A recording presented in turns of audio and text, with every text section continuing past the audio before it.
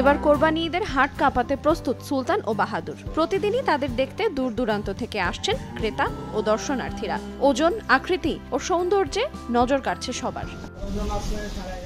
৩.৫ বছর বয়সে সুলতানের ওজন ২৮ মণ এবং একই বয়সে বাহাদুরের ওজন ২৭ মণ। খামারে রয়েছে আরও শতাধিক বিভিন্ন ওজনের গরু, যা কোরবানি উপলক্ষে লালন পালন করা হয়েছে। সম্পূর্ণ প্রাকৃতিক উপায়ে গরু দুটিকে লালন পালন করা হয়েছে। দিনে ৩ বার গোসল করানো হয়, তাজা ঘাস, খড়, ভুসি ও খৈল খাওয়ানো হয়। মোটা তাজাকরণের কোনো ওষুধ বা খাবার দেয়া হয় না। প্রতিদিনই আমাদের এই জায়গার লোকজন আসতেছেন এবং কি আমরা বেচাকিনি করতেছি। আলহামদুলিল্লাহ, যারা কাস্টমার আছেন এরাও আমাদের গরু দেখে ইনশাল্লাহ তাদের ভালো লাগতেছেন। ইনশাল্লাহ আমরা প্রতিদিনই খুব ভালো দামে বেচাকিনি করতেছি।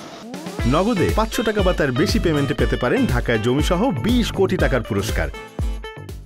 আমার কাছে মূলত ৪-৫ রকমের গরু আছে কোরবানি উপলক্ষে। যেমন আমাদের দেশি গরু আছে, মুন্সিগঞ্জের মীর কাদিম হাসা আছে, হলস্টেন ফিজিয়ান আছে, ক্রস ব্রাহ্মণ গরু আছে, শাহিওয়াল আছে।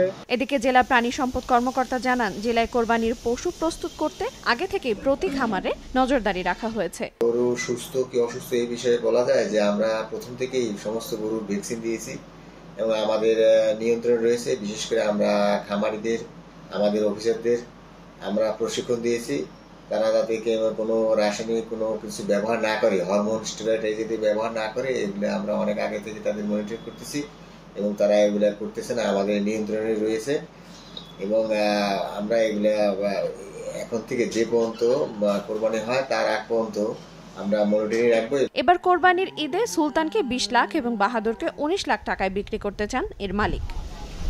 সময় সংবাদ, ফরিদপুর।